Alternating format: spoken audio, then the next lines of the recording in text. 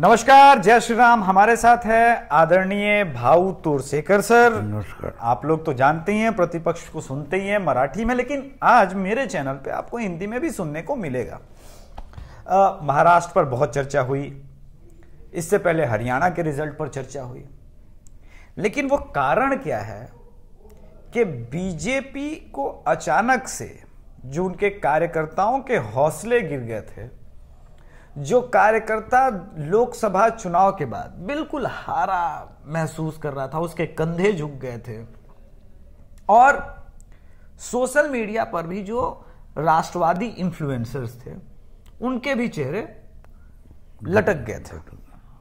लेकिन भाऊ, हरियाणा की जीत ने सब कुछ बदल तो दिया, ये बात ठीक है, लेकिन जो सब बोल रहे थे कि हरियाणा तो बीजेपी हारी, सारे दुनिया भर के जो पत्रकार हैं, यूट्यूबर हैं, इन्फ्लुएंसर हैं,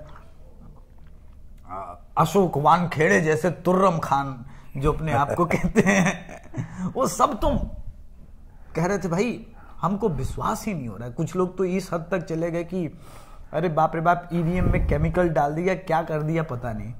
लेकिन भाऊ, 50 साल की पत्रकारिता है आपकी, आप बताइए हुआ क्या? नहीं, होना देखो, एक बात होती है कि हम अपने घर में भी बच्चे शरारती होते, थोड़े गुस्से में आ जाते, तो एक दो थप्पड़ मार लेते। गलती से अगर जोर से थप्पड़ लगी तो उसको डॉक्टर के पास ले जाते हैं। तो डॉक्टर के पास जाते हुए माँ रोती है, तो मारते वक्त तो गुस्सा था, लेकिन लग गया किसको? मेरे ही बेटे को। तो वो जो पश्चात बुद्धि होती है, गिल्टी फीलिंग होता है, माँ हो या बाप हो, पेरेंट ही होते, तो मारते वक्त गुस्सा होता है, लेकिन लगा किसको ये जब देखते, तब जो पश्चात बुद्धि होती, बिल्कुल वही पश्चात बुद्धि वोटर के पास है। और ये मैं आज नहीं बोल रहा हूं, मैं लोकसभा चुनाव के नतीजे आने के बाद 1 महीने से बोल रहा था। ओमकार जी से बात किए, अपने संजय जी से बात की, तो मैंने बोला था इसकी तो बड़ी रिएक्शन है। तो जब ये इनको भी इतना सच, क्योंकि देखो मेरा तरीका अलग है। मैं जब हमारे चुनाव के नतीजे आ गए, उसके बाद बांग्लादेश हो गया, बांग्लादेश के बाद इमीडिएट रिएक्शन सिलीगुड़ी में आई। बांग्लादेश भी बहुत बड़ी बात थी। हम देख रहे हैं कि कम से कम 50 साल के बाद बांग्लादेश में हिंदू रास्ते पर उतरा, लाखों की संख्या में उतरा। और जब वो हिंदू उतरा तो सिलीगुड़ी में भी, हमारे पश्चिम बंगाल में सिलीगुड़ी में हिंदू जागरण मंच का बहुत बड़ा मोर्चा निकला था। तो वो हो गया। उसके बाद हिमाचल, तो हिमाचल छोटी बात नहीं है। हिमाचल में 2% भी मुस्लिम नहीं है, लेकिन एक मस्जिद गिराने के लिए हजारों हिंदू उतर गए। हमने कभी हिंदू मुस्लिम बात हिमाचल में सुनी तक नहीं है, लेकिन अगर शिमला का मामला होता है तो उसको गंभीरता से लेना चाहिए, क्योंकि ये सिग्नल होता है। देखो, हमारे सामने कुछ बातें होती है, वो क्राइम पेट्रोल दस्तक प्रोग्राम में मैं देखता हूँ, मुझे इन्वेस्टिगेटिव स्टोरीज पसंद है। तो पुलिस उल्टे पाव जुर्म कहाँ हुआ वहाँ तक जाते हैं, तो मुझे अच्छा लगता है, मैं समझने की कोशिश करता हूँ। तो जब ये देख रहा हूं, तो वो क्राइम पेट्रोल में एक बात रिपीटेड आती है कि जुर्म होने से पहले दस्तक देता है। यानी कोई भी बड़ी घटना होती है, अब हम सुनामी देखें तो सुनामी का सिग्नल होता है। मैंने जब 2005 में अगर सुनामी हुई थी, तब इंडोनेशिया में तो उसका केंद्र था, तो वहां से निकलकर हमारा इंडिया पार करके अफ्रीका तक वो लहर गई थी। तो उसमें मैंने एक स्टोरी पढ़ी कि बाली जो द्वीप समूह है इंडोनेशिया का, उसमें एक आइलैंड ऐसा था कि उस पर एक भी इंसान मरा नहीं, बाकी बहुत सारे मरे, लाखों की संख्या में मरे उस वक्त, लेकिन एक आइलैंड था। तो उसकी स्टोरी मैंने पढ़ी थी कि वहां रामलीला वगैरह होती है बाली में, तो वहां की जो रामलीला थी उसमें सुनामी का वर्णन था। तो सुनामी आने से पहले दस्तक देती है, सिग्नल देती है। अगर वो सिग्नल होगा, आप समझते हैं, तो आप सावध हो जाओगे। हमारे मुझे याद है तमिलनाडु में एक चर्च का फादर था, उसकी स्टोरी मैंने पढ़ी। वो बोला वो तमिलनाडु में पालतू जानवर बांधते नहीं है, तो लेकिन चर्च वाले तो वो बांधते थे। तो बोले कुत्ते बिल्लियाँ गाय बैल इतने डेस्परेट हो गए थे कि आखिर में हमने छोड़ दिया उनको, तो वो भाग निकले। और जो केरल तमिलनाडु से हमारी वो लहर गई थी, तो वहां भी लोग मरे, लेकिन एक भी पालतू जानवर नहीं मरा, क्योंकि वो सिग्नल रिसीव कर सकते थे। तो इंसान तो अपनी इंस्टिंक्ट भूल गया है। तो कहने का मतलब ये कि सिग्नल आते हैं, वो हमें समझने की कोशिश करनी चाहिए। तो बांग्लादेश में हुआ, सिलीगुड़ी में हुआ, हिमाचल में हुआ, तभी मैं ओमकार जी से वगैरह बोला कि ये देखो ये हिंदुओं की रियासत, अगर मुस्लिम कंसोलिडेशन हो रहा है, इसके सिग्नल मिले तो हिंदू कंसोलिडेशन होगा। और हरियाणा में उसका रिएक्शन एटलीस्ट हिमाचल की बॉर्डर के पास दिखाई देगा, और वो तो दिखाई दिया। और वही बात पूरे देश में शुरू हो गई है। वही महाराष्ट्र में देखेंगे, वही झारखंड में देखेंगे। और इसका अगर क्रेडिट देना है तो मैं बीजेपी आरएसएस को नहीं दूंगा, आक्रामक मुस्लिमों को दूंगा, क्योंकि वो अगर डिस्टर्ब करेंगे तो हिंदू खड़े हो जाएंगे, और खड़ा होना शुरू हो गया। हरियाणा उसका सबसे बड़ा सबूत है। योगी जी 3% वोटिंग बढ़ा है, 3.1% वोट बढ़ा, और पूरे के पूरे रिजल्ट थे लोकसभा के हरियाणा में वो एकदम उल्टे हो गए। तो ये पूरे देश में हो रहा है। मैं महाराष्ट्र से आता हूँ, अभी अभी दिल्ली आया हूँ, लेकिन पिछले 2 महीने से देख रहा हूँ बड़ी रिएक्शन महाराष्ट्र में है। और वो जो मैंने पहले पेरेंट की बात की, वो अपराध गंड है, गिल्टी फीलिंग जो है वो लोगों में दिखाई देता है। मोदी या अमित शाह डिस्टर्ब जितने नहीं हुए 240 से, उतने वो वोटर डिस्टर्ब हो गए कि जो वोटिंग को उस दिन नहीं गए। तो इसका परिणाम तो मिलेगा। मोदी जी का उदास चेहरा जो 240 के बाद जो आए थे, तो उसका प्रभाव आप कह रहे हैं। भाऊ, अभी महाराष्ट्र के चुनाव पर आते हैं। शरद पवार की शायद अंतिम इच्छा, पता नहीं क्या, उन्होंने रिसेंटली एक स्टेटमेंट दिया कि जब तक जिएंगे महाराष्ट्र के लिए जिएंगे। सुप्रिया सुले रैली कर रही थी। अब शरद पवार की राजनीति अब इस महाराष्ट्र चुनाव के बाद कहां जाएगी, और अजीत पवार किस रास्ते रहेगा? मुझे अजीत पवार का कोई भविष्य नहीं दिखाई देता। इसका कारण यानी क्या होता है, हमारे सामने जो चीजें आती है वो हमको देखनी चाहिए। अजीत पवार मैं मानता हूं कि लीडर है ही नहीं। वो जैसे किसी को हम जाकर किसी जगह पर बैठा देते, तो एक दिन वो बड़ा होता है, मैनेजर होता है, सीईओ होता है। अगर कंपनी निकाल देते तो दूसरे दिन वो क्या होता है? जीरो होता है। बिल्कुल अजीत पवार की राजनीति पिछले 30-35 साल से हम देखें तो वो सत्ता की रही है, और सत्ता उन्होंने लाई नहीं है, कमाई नहीं है, वो चाचा की मेहरबानी थी। तो चाचा हट गए, अजीत दादा अपने औकात पर आ गए। वो अपनी कॉन्स्टिट्यूएंसी जो बारामती है, वहां से अजीत दादा की राजनीति बारामती से शुरू हो गई। पहली बार वो लोकसभा पर चुनकर गए थे बारामती से, और वही लोकसभा चुनाव में उनकी बीवी खुद हार गई। तो इससे पता चलता है कि अगर वो खुद की कॉन्स्टिट्यूएंसी, अपनी चुनाव क्षेत्र पर अगर उनका प्रभाव नहीं है, तो बाकी के महाराष्ट्र में क्या होगा? हाँ, उनके चाचा थे, उनकी मेहरबानी से वो उप मुख्यमंत्री बने, मंत्री बने, एमएलए बने, एमपी बने। तो बाकी सब सुनते थे, क्यों? ये पवार का भतीजा है, वरना इनकी औकात क्या है ये पता चल गया। तो उनका भविष्य मुझे नहीं दिखाई देता। हाँ, पवार का क्या है, इतने सालों से अगर आपने किसी ना किसी को उपकृत किया है, ऑब्लाइज किया है, तो उसका फायदा पवार को थोड़ा बहुत मिलेगा। लेकिन जब फुल प्राइम टाइम में थे, जब वहां उस वक्त इतनी जीत नहीं मिली है, तो इस समय भी नहीं मिलेगी। हाँ, लोकसभा की बात अलग थी।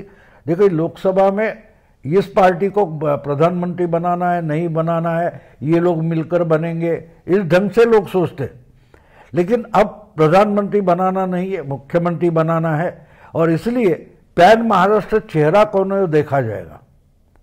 तो पैन महाराष्ट्र उद्धव ठाकरे भी है, और उद्धव ठाकरे छोड़े तो महाराष्ट्र विकास आघाड़ी, महाविकास आघाड़ी में कोई भी पैन महाराष्ट्र चेहरा नहीं है। ये बड़ा ड्रॉबैक है। शरद पवार के पास कोई नहीं, मानो तो थोड़ा अजीत दादा था, वो अलग हुआ है। कांग्रेस में तो कोई चेहरा है ही नहीं। लेकिन महायुति की तरफ हम देखें तो देवेंद्र फडणवीस 5 साल उन्होंने गवर्नमेंट चला के दिखाई है। पूर्ण बहुमत ना होते किसी को साथ लेके उन्होंने 5 साल पूरी टर्म की है। ऐसा ये दूसरा मुख्यमंत्री है महाराष्ट्र के लिए। और दूसरी बात है, पिछले 2.5 साल में पॉलिटिकल एडजस्टमेंट में एकनाथ शिंदे मुख्यमंत्री बन गए, लेकिन जिनको लोकसभा चुनाव से पहले कोई पैन महाराष्ट्र लीडर भी नहीं मानता था, अब वो चेहरा बन गया। लोकसभा चुनाव के बाद वो चेहरा बन गया। हाँ, चुनाव आयोग ने उनको चुनाव चिन्ह दिया, पार्टी का ओरिजिनल नाम दिया, वो बात सब है। वो चुनकर आए हुए एमएलए लेकर यहां आ गए। तो वैसे तो उद्धव भी चुनकर आए हुए लेकर उधर गए थे। लेकिन बात यह कि आने के बाद एमएलए इंपॉर्टेंट नहीं होते, वोटर होते। शिवसेना की जो हिस्ट्री है, 16 से 20% के बीच शिवसेना रही है। तो अगर लोकसभा चुनाव में एकनाथ शिंदे 13.5-14% वोट लेकर आए तो वो ओरिजिनल शिवसेना कोर वोटर है। तो अगर 13-14% वो ले गए तो एवरेज 18% जो शिवसेना कोर वोटर है, उसमें से 4-4.5% बचे उद्धव के लिए। हाँ, लेकिन उद्धव के 9 एमपी चुनकर आए तो उसमें शरद पवार के वोट है, उस एनसीपी के, कांग्रेस के वोट है। अगर वो निकल जाए तो उद्धव ठाकरे के पास बचा क्या। दूसरी बात है कि शरद पवार और कांग्रेस की भी इतनी ताकत नहीं थी, लेकिन पिछले चुनाव में महाराष्ट्र के दलित और मुस्लिम वोट बैंक ने पूरा का पूरा सपोर्ट दिया है लोकसभा में। वो विधानसभा में नहीं होता। कम से कम हम मानते हैं कि समझो 15-20 पॉकेट्स ऐसे है विधानसभा के कि जहां समाजवादी पार्टी की मुस्लिम बहुल ताकत होगी। कुछ पॉकेट्स ऐसे जहां ओवैसी की ताकत है, कुछ पॉकेट्स ऐसे जहां दलितों की यानी प्रकाश अंबेडकर की ताकत है, कुछ पॉकेट्स ऐसे समझो 8-10 पकड़ो तो हमारे 15% के आसपास वोट गया। ये नहीं, कौन अपना राज ठाकरे। तो छोटी मोटी पार्टियां पकड़कर अगर हम 50-55 सीटें अलग निकाल दे तो बचती है 233 सीटें। तो उसमें तो उनके ही एमएलए ज्यादा है युति के, ना कि शरद पवार कांग्रेस के या उद्धव के। तो असेंबली लेवल पर जो वहां का तगड़ा उम्मीदवार है, 2-3-4 बार चुनकर आया है, वहां उसने कुछ ग्राउंड वर्क किया है, उससे टक्कर देना मुश्किल हो जाता है। शरद पवार के नाम पर उद्धव ठाकरे बाला साहब का बेटा है करके ये इमोशंस नहीं चलते, क्योंकि चुनाव में तरीका होता है। जब पार्लियामेंट का चुनाव होता है तो लोग पार्टी देखते ऑल इंडिया लेवल पर। असेंबली के लेवल पर एटलीस्ट हमें नाम मालूम होना चाहिए। तो पार्लियामेंट के चुनाव में 80% पार्टी इंपॉर्टेंट होती है।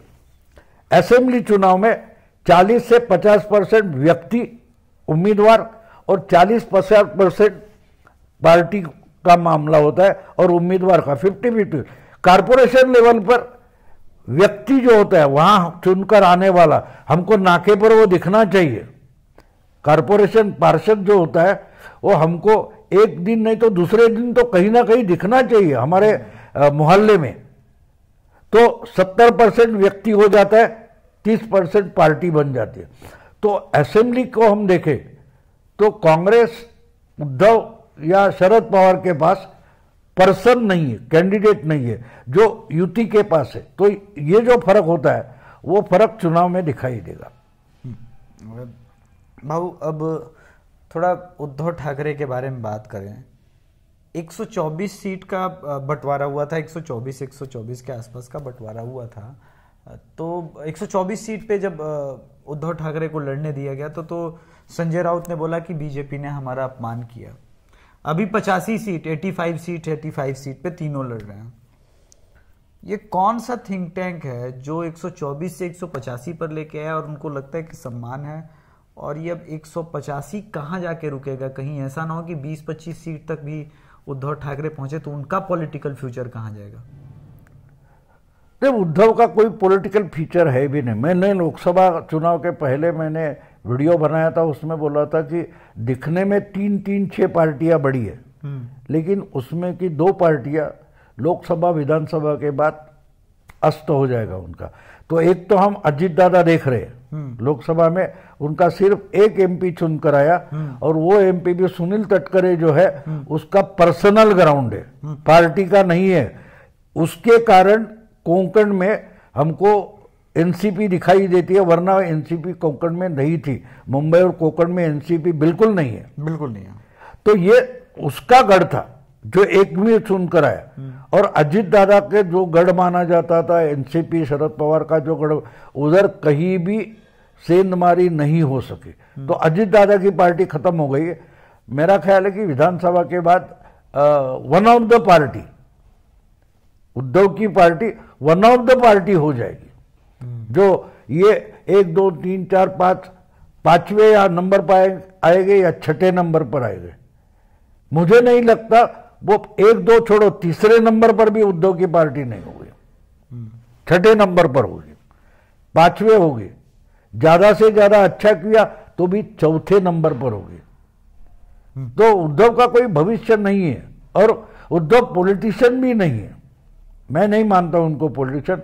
उनको पॉलिटिक्स के फायदे चाहिए, लेकिन उनमें इन्वेस्ट कुछ करना नहीं है, इन्वेस्ट नहीं कुछ करना है।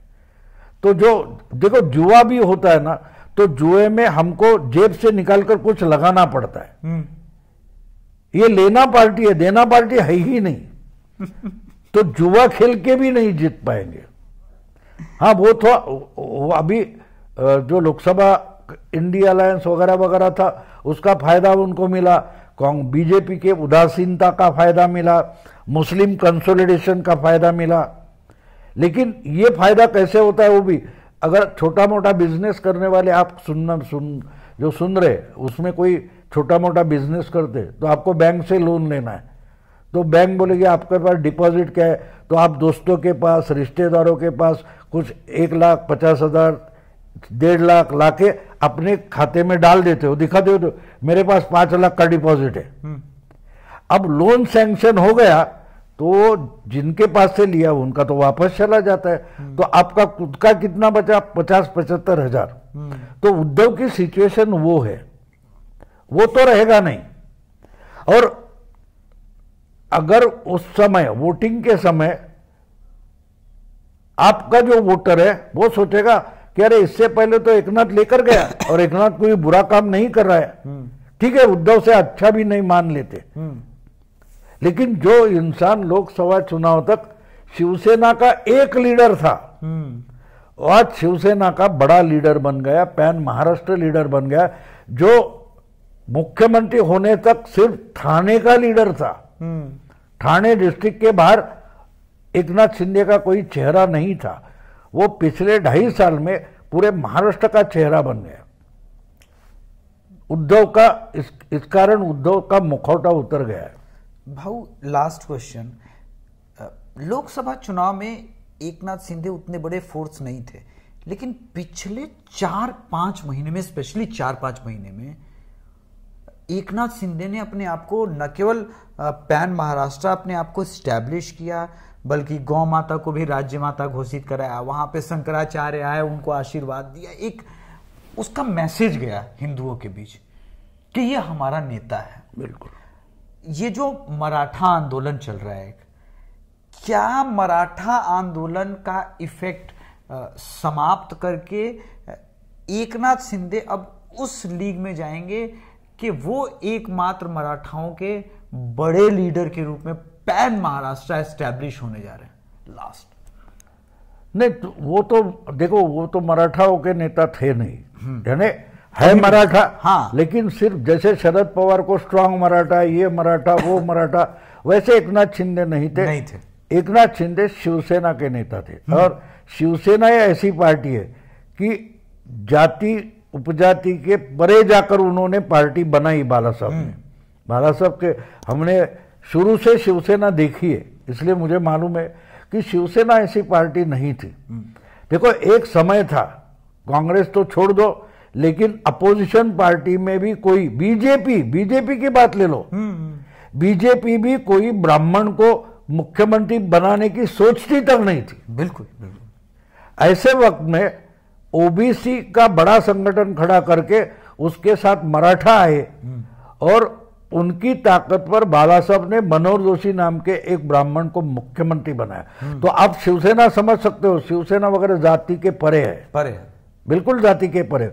और उसी मोल्ड से निकले एकनाथ शिंदे जब है तो वो भी मराठा नेता नहीं है, वो दिखाने की भी कोशिश नहीं करेंगे। प्रो एकदम हिंदुत्व बने, वो हिंदुत्व पक्के हिंदुत्व वाले हैं। अब उनके गुरु कौन थे? कुमार माने आनंद दिघे, वो कायस्थ थे। तो कहने का मतलब ये कि एकनाथ शिंदे जिस ढंग से उन्होंने 2.5 साल काम किया है, और 2.5 साल की बात भी नहीं, मैं बोलूंगा 5 साल काम किया है। जब से उद्धव ठाकरे मुख्यमंत्री बने उसके बाद एकनाथ का जो ग्राफ था वो बढ़ता गया, क्योंकि उद्धव ठाकरे अपने नेताओं से भी नहीं मिलते, अपने एमएलए से भी नहीं मिलते, तो बाहर गांव के कोई बुल्डाना है, विदर्भ से, मराठवाड़ा से एमएलए एमपी मुंबई में आएंगे कुछ काम के लिए, तो उद्धव ठाकरे तो उपलब्ध नहीं थे। कौन था उपलब्ध? एकनाथ शिंदे।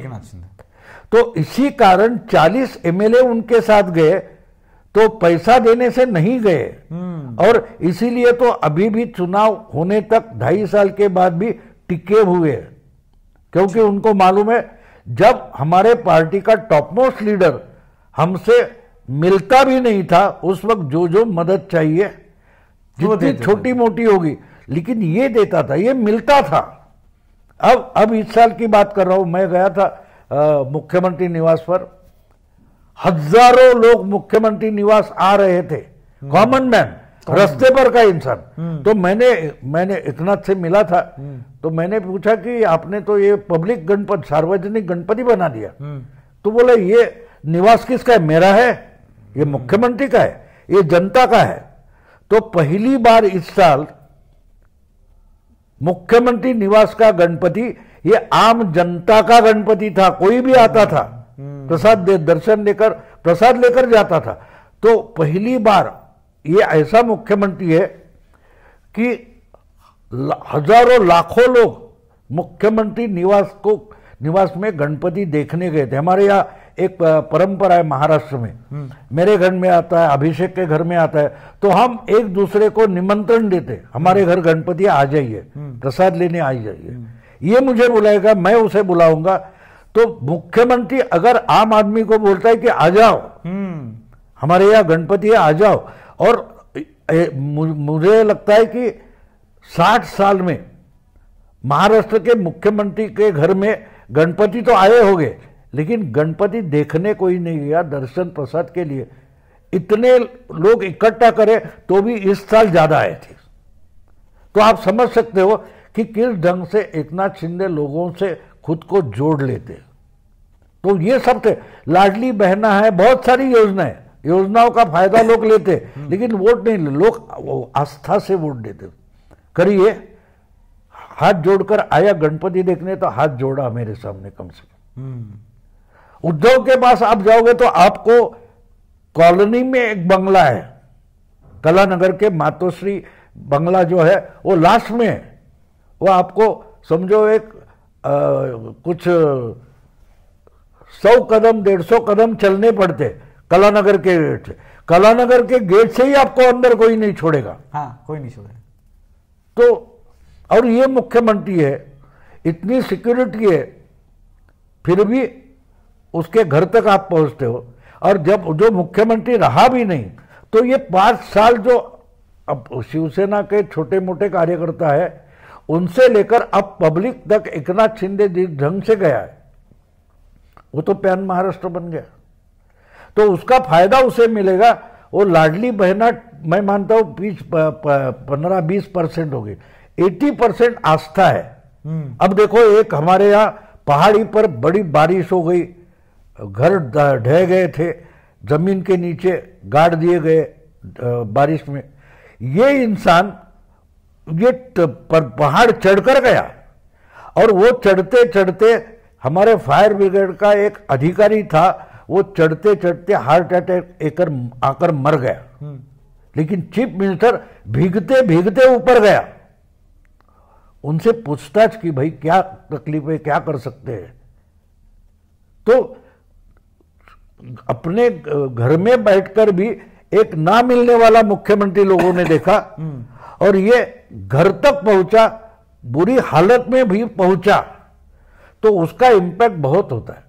क्योंकि एक बात होती है, आप देखो, हम लोग बातें करते हैं ना, अरे मैंने अपनी आंखों से देखा है, मैंने अपनी कानों से सुना है, ये सबूत के तौर पर हम पेश करते। अब वहां उस इलाके के जो लोग थे, जिन्होंने देखा मुख्यमंत्री आया, पहाड़ी चढ़ा, उस गांव पे गया, सोशल इम्पैक्ट, तो सोशल इम्पैक्ट ज्यादा काम करता है।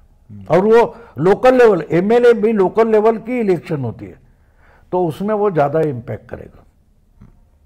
तो ये महाराष्ट्र का एक मोटा मोटी जो इस वक्त महाराष्ट्र के अंदर हालात थे, उसको बता रहे थे आदरणीय भाऊ तोरशेखर सर।